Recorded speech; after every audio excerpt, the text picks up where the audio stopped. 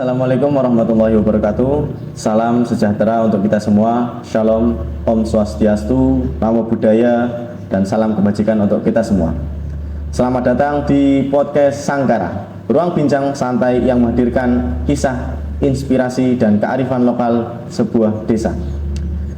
Kali ini kita bisa berkesempatan berbincang langsung bersama tokoh desa Bangunrejo. Oke. Langsung saja teman-teman, di sebelah kiri saya sudah ada salah satu tokoh desa Bangunrejo, dengan Bapak siapa Pak? Nama saya Pak Ahmad Suudi, Mas. Dengan Pak Ahmad Suudi. Pak Suudi, sebelum kita berbincang lebih lama lagi, bisa perkenalkan terlebih dahulu Pak. Oke. Perkenalkan, nama saya Ahmad Suudi, jabatan sebagai sekretaris desa di Desa Bangunrejo, Kecamatan Patebon, atau lebih dulu dikenal dengan Pak Care. Saya asli Bangunrejo karena orang tua saya Bangunrejo, ibu saya juga asli Bangunrejo, mbah saya juga Bangunrejo. Jadi saya kenal sekali dengan Bangunrejo itu. Berarti memang asli Ya, tulen dari Bangunrejo ya Pak? Iya, tulen. Semua orang tua mbah juga Bangunrejo, termasuk istri saya juga kebetulan dari Bangunrejo juga. Berarti nggak ada blasteran. Pak Sudi, gini Pak, saya mau berbincang-bincang tentang terkait desa, terutama tuh tentang sejarah gitu Pak.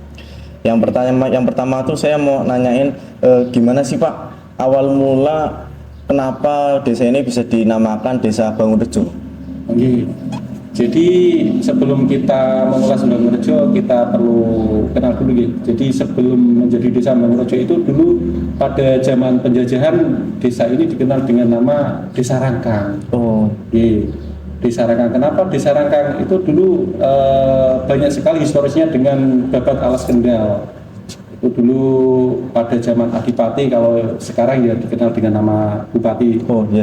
Adipati itu dulu pada masa Raden Tumenggung Mertowijoyo. Jadi Raden Tumenggung Mertowijoyo itu punya anak namanya Aminoto. Kalau di sini, daerah sini dikenal dengan nama Joko Menot, tapi nama aslinya Aminoto, panggilan kesehariannya Jaka Menot. Jadi Jaka Menot itu adalah putra tunggal dari Raden Tumenggung Mertowijoyo. Beliaunya karena zaman dahulu zaman kerajaan itu karena turun temurun tahta adipati atau apa kan diturunkan kepada anaknya. Ini pada saat Tumenggung Mertowijoyo menjabat itu istrinya kan sedang hamil. Jadi ada kekhawatiran karena dari saudara-saudaranya itu berupaya agar penerusnya tidak dari ke anaknya gitu. Jadi ada potensi untuk membunuh, itu sudah berbagai cara dilakukan. Tapi dengan izin Tuhan Yang Maha Kuasa, bayinya selamat sampai dengan dilahirkan. Jadi dalam proses beranjak menjadi dewasa itu sudah seringkali sudah diancam lah dengan berbagai cara untuk pembunuhan, dan pada puncaknya memang Raden Aminoto ini dulu bapaknya pada saat peperangan itu gugur, digantikan sementara oleh saudaranya, saudara kandungnya dari Raden Tumenggung Mertowijoyo itu. Tapi beliaunya kan dulu sudah pernah berpesan bahwasanya nanti setelah anak saya dewasa, nanti untuk jabatan adipati untuk bisa diserahkan kepada anak setelah beranjak dewasa. Tapi hal itu kan karena sudah terlanjur, biasanya kan kalau sudah jadi adipati apa kan merasakan enak kan gitu. Iya. Jadi hal itu dilupakan kan gitu. Sehingga anaknya juga bagaimana memikirkan caranya untuk dibunuhan. Akhirnya pada saat puncaknya anaknya mengetahui beliaunya sudah dikepung, berlarilah si anak tadi, Joko Menot atau Aminoto itu.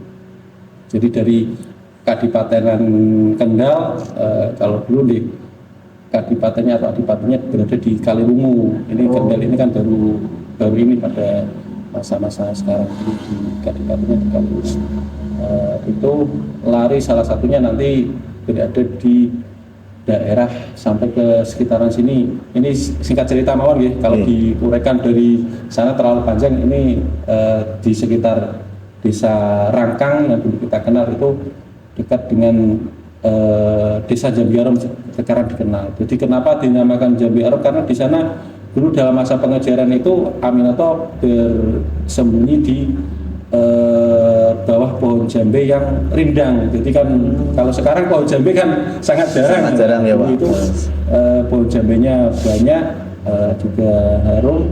Nah, karena adanya bau jambe yang harum dengan jambenya begitu banyak, desa itu terkenal sekarang dengan nama Desa Jambi Arum. Itu jaraknya dari desa Bangurejo sekarang atau Rangan dulu kisaran ada 3 km. Terus berlari lagi ke utara melalui ada Bulak lah. Kalau dulu Bulak itu kan terkenal dengan daerah kisaran rawa gitu lah. Itu kan sebuah rawa-rawa gitu. Di situ kan di Bulak ya, sekarang terkenal dengan dusun Bulak. Tapi itu sekarang bukan menjadi desa tapi menjadi bagian dari Jambi Arum dengan nama dusun. Terus ke utara lagi dulu ada sebuah ceritanya, ini kan berlanjut, ada perampokan di situ. Dulu terkenal daerah situ itu rawan dengan rampokan gitu. Nah, beliaunya juga mau dirampok karena kesaktian beliau rampok itu bisa diusirkan karena bukan yang pengejar itu bukan dari Kadipaten kan. Dulu kan ini bayangkan itu kan hutannya sangat luas kan gitu. Jadi kan, tapi sudah ada kampung kan gitu. Dulu di situ di daerah perampokan itu dia sekarang menjadi desa dusun perampokan kan gitu. Sampai saat ini juga masih menjadi sebuah dusun, tapi itu sekarang bagian dari desa Sukolela. Dan itu pun ada kisahnya berlanjut, berlari lagi ke utara, dan itu dulu mungkin saking lelahnya beliaunya si Joko Menot atau Aminoto itu, beliaunya sampai berangkang. Berarti merangkang gitu Pak. Nah, itu yang menjadi cikal itu di desa Bangurejo itu dulu, sehingga dukuh atau dusun saat itu dinamakan dengan nama Rangkang. Itu dari bahasa berangkang, kalau di bahasa Indonesia kan ya jadi perangkak gitu ya, merayap karena gitu ya, saking lelahnya kan gitu. Terus ke utara lagi ada sebuah bengawan lah yang biru, beliaunya di situ supaya hilang sampai saat ini. Jadi sehingga di sana disebut dengan Dukuh Biru Sari. Sampai saat ini pun jejak beliaunya tidak terdeteksi karena disitulah di Biru Sari itu beliaunya raga dan sukmanya sudah hilang. Sehingga saat ini diberikan petilasan di sanalah beliaunya sekarang dikenal dengan nama makam Den Bagus Menot atau Joko Aminoto. Tak, wallahu alam ya. Jadi cerita dari pendahulu kami, beliaunya raga dan sukmanya hilang di sana.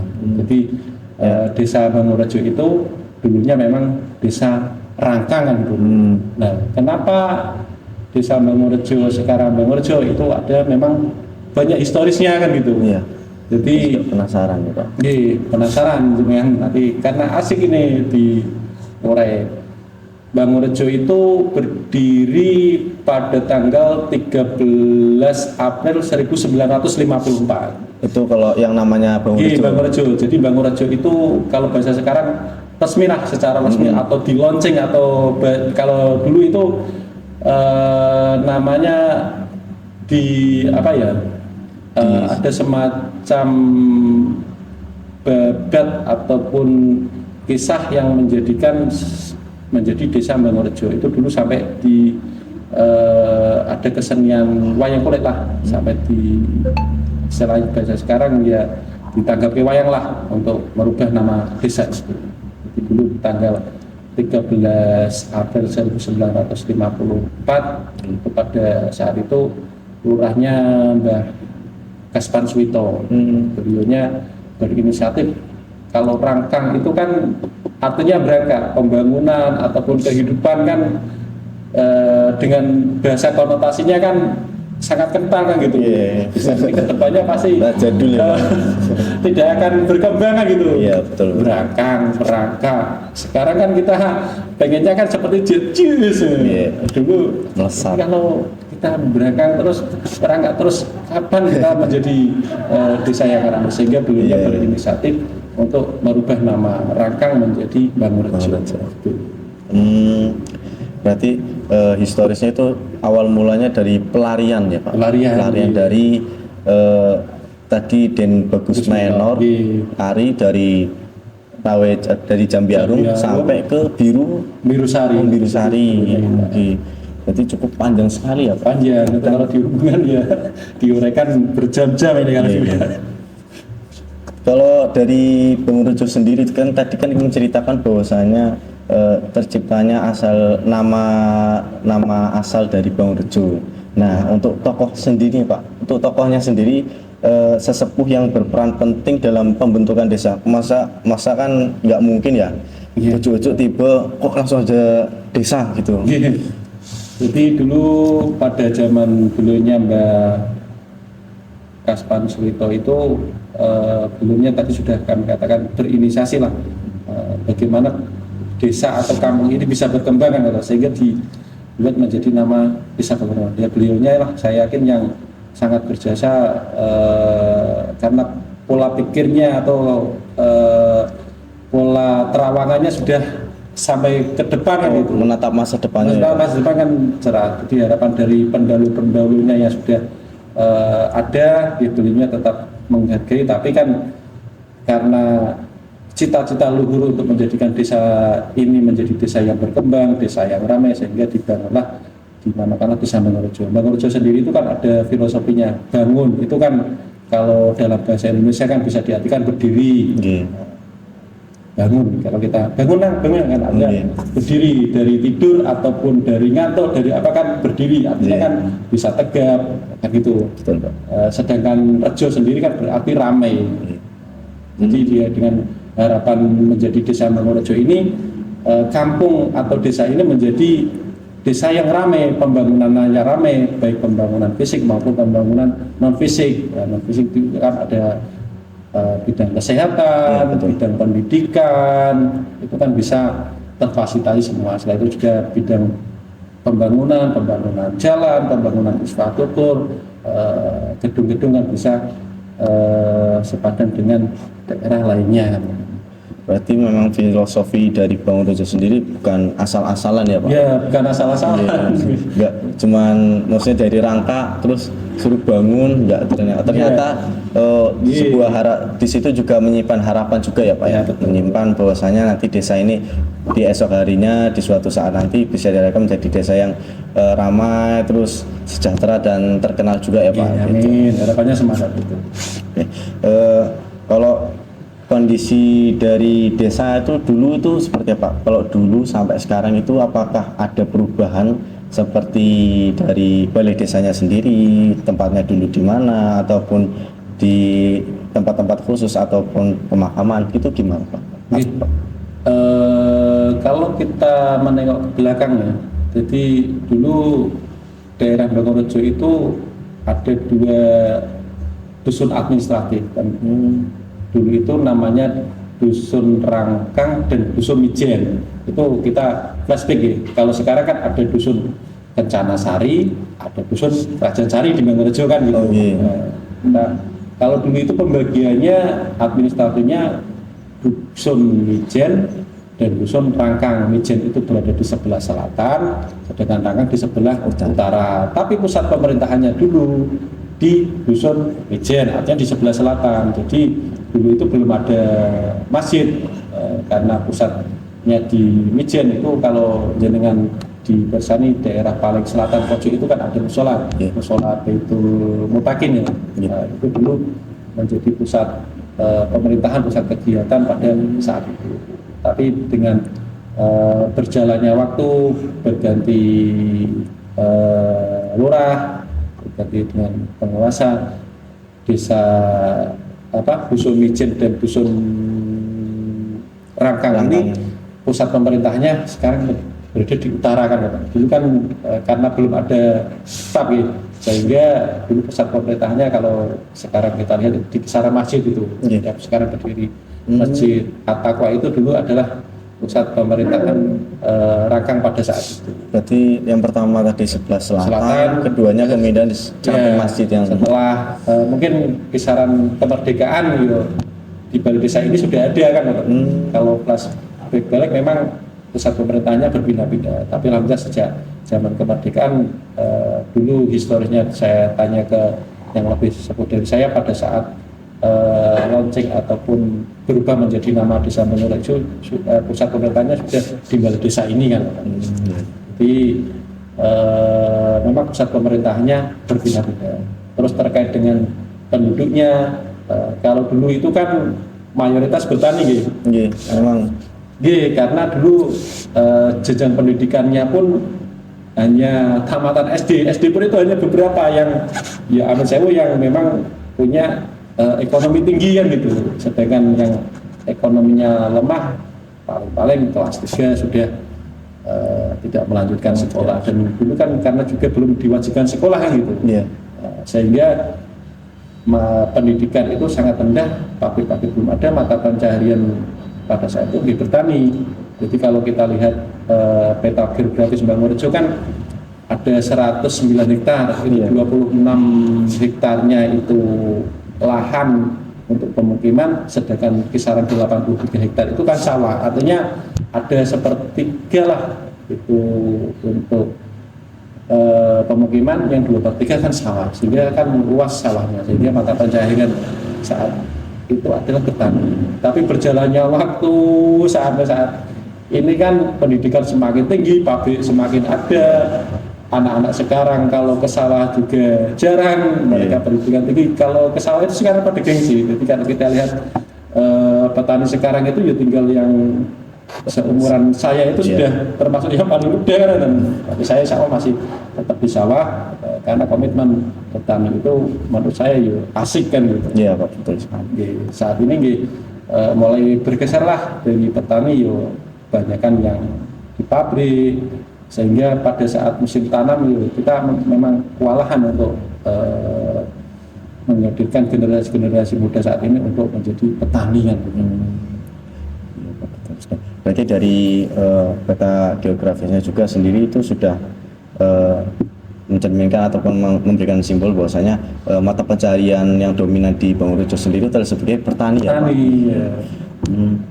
Terus terkait tentang pembangunan nih Pak, apakah ada pembangunan besar-besaran pada suatu tahun ataupun kapan gitu terkait pembangunan desa itu Pak? Pembangunan desa itu dilaksanakan besar-besarnya sejak kemunculan dana desa gitu. Kalau kita lihat ke belakang itu dulu Pak SBY punya jargon kan PNPM. PNPM kalau itu kan mungkin masih kecil lah. Tapi kalau saya di Kartuse sudah besar usia SMP itu ada PNPM mandiri.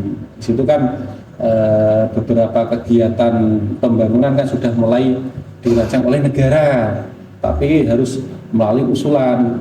Itu baru dibahas di tingkat kecamatan kan gitu. Kalau yang rating tertinggi baru itu anggarannya disetujui jatuh ke desa mana. Itu dulu namanya PNPM. Beda lagi kepemimpinan sekarang turun ke Pak Jokowi. Pak Jokowi itu kita kenal dengan dana desa. Dana desa itu pada zamannya Pak Jokowi kan digelontorkan sebesar-besarnya. Kalau kita dengarkan 1 miliar per desa untuk kegiatan kan 1 miliar itu hanya seberapa ya zaman dulu kan. Pasti banyak ya, gitu. Jadi dana desa itu memang peruntukannya bukan hanya untuk pembangunan fisik saja, jadi harus diimbangi antara pembangunan fisik dan non fisik. Jadi di bidang pendidikan, kesehatan, perumahan itu juga harus dipenuhi. Tidak boleh aturan dari negara itu hanya pembangunan fisik, sementara manusianya tidak dibangun. Bayangkan saja masjidnya, kalau kita lihat bangunan masjidnya besar, megah, nggak ada yang jamaah kan.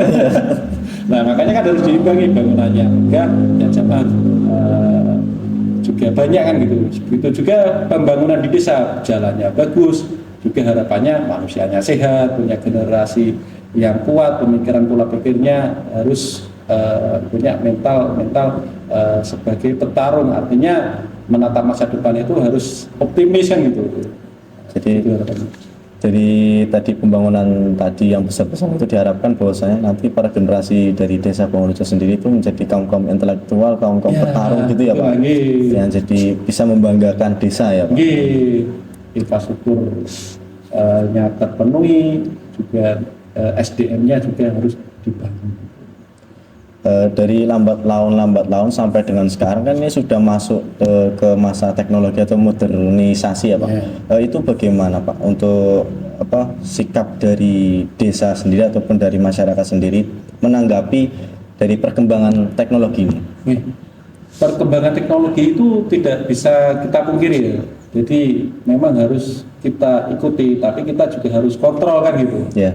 Sebagai contoh saat ini HP ataupun internet itu kalau kita sekarang mau meninggalkan HP, ya jelas sekarang menjadi orang yang sangat jadul ya, gitu. Sangat tinggal informasi kan gitu, ada apa di negara sebelah, ada apa di desa sebelah, di daerah sebelah, kita nggak tahu. Dengan adanya teknologi itu kita harus mengikuti, makanya dari desa kita berinisiasi bidang teknologi juga harus kita kuasai.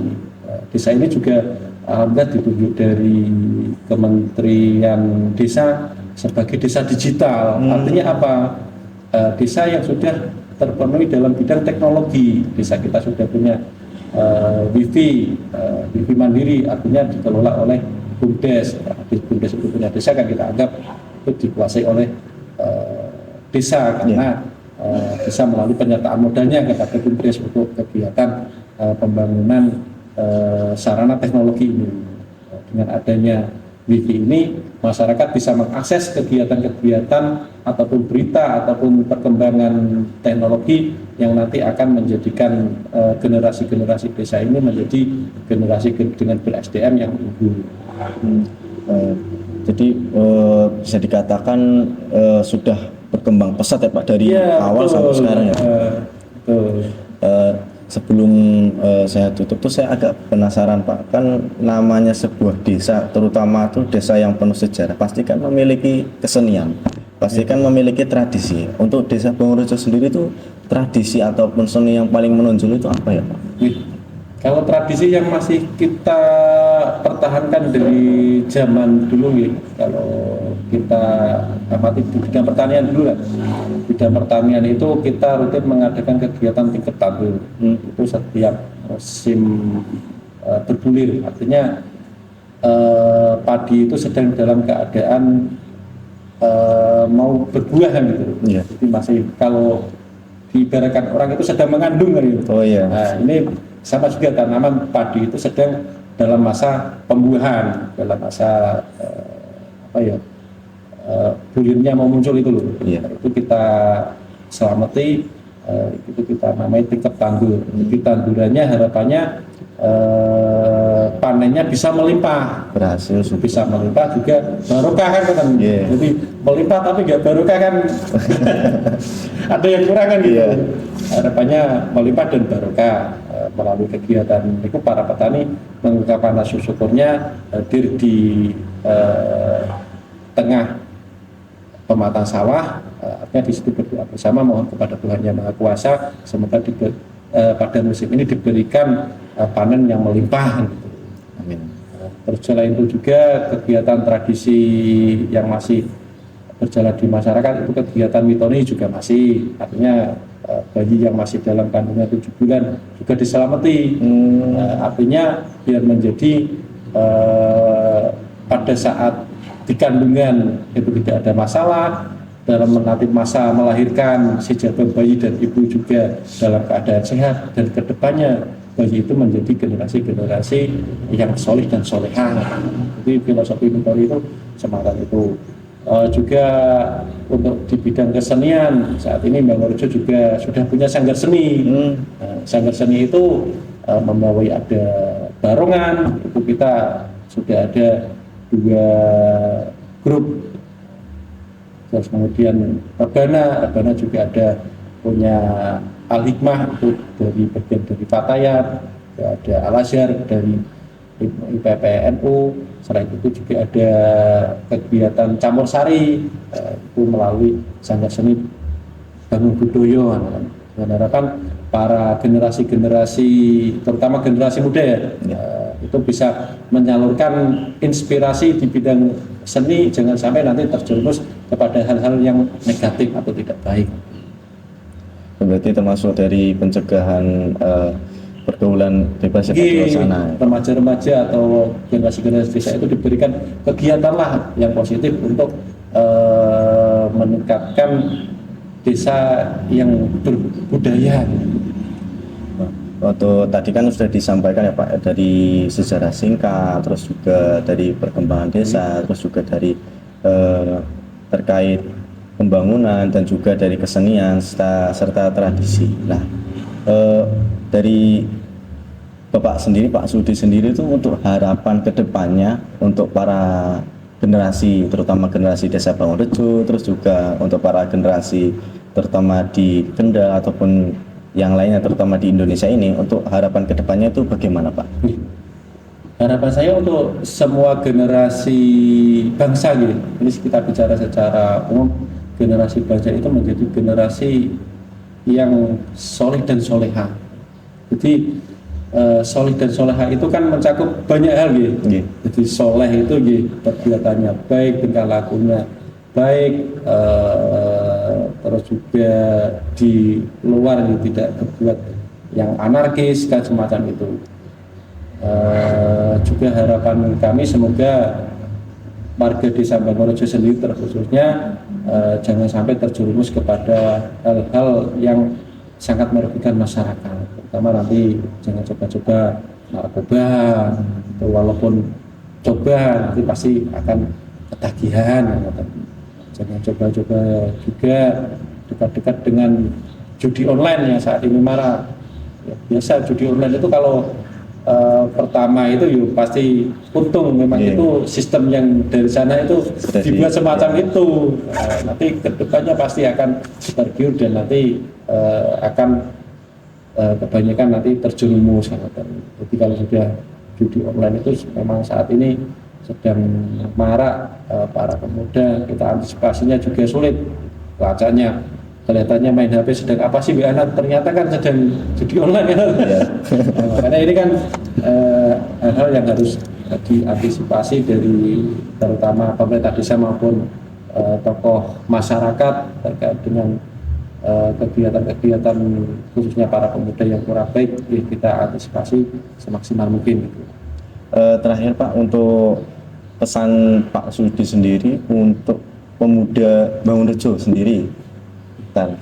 Pemuda Bangunrejo ini menurut saya sangat luar biasa gitu.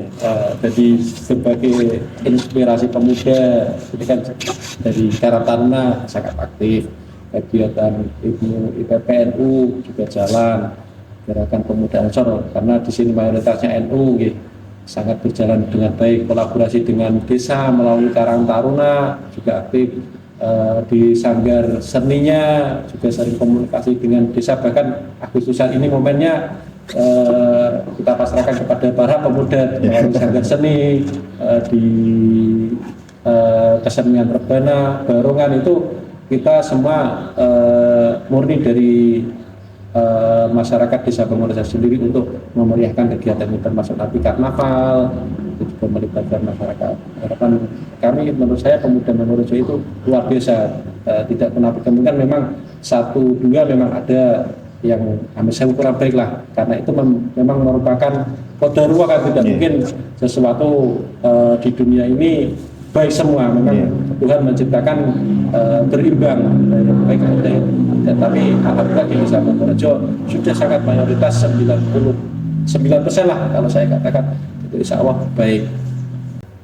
Kita akui bahwasanya Bangunrejo itu sebuah desa yang penuh karismatik dan juga perkembangannya yang begitu pesat ya. Seperti itu ya Pak ya?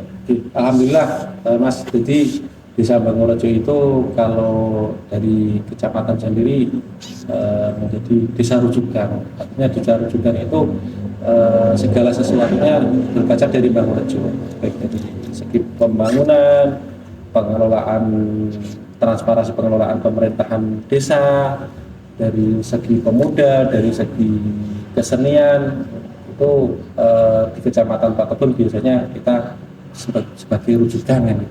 Jadi alhamdulillah berkat kerjasama semua pihak, semua masyarakat Desa Wonorejo, terima kasih sekali sudah patuh kepada pemerintahan, dari tokoh masyarakat yang sudah membina, dari para pemuda dengan gaya dalam keseniannya, dalam mengelola kesenian melalui kesenian ini, sehingga para pemuda sangat aktif dalam berbagai kegiatan. Oke, gitu ya teman-teman, tadi yang telah disampaikan oleh Pak Sudi terkait sejarah desa bisa kita simak baik-baik, dan juga terkait perkembangan, terus juga terkait filosofi sendiri terkait desanya. Tuh juga pembangunan besar-besaran, terutama pembangunan di kemanusiaan dan juga di sosialnya dan juga di pemerintahan dan juga di desanya sendiri, yang bentuknya fisik maupun yang tidak fisik.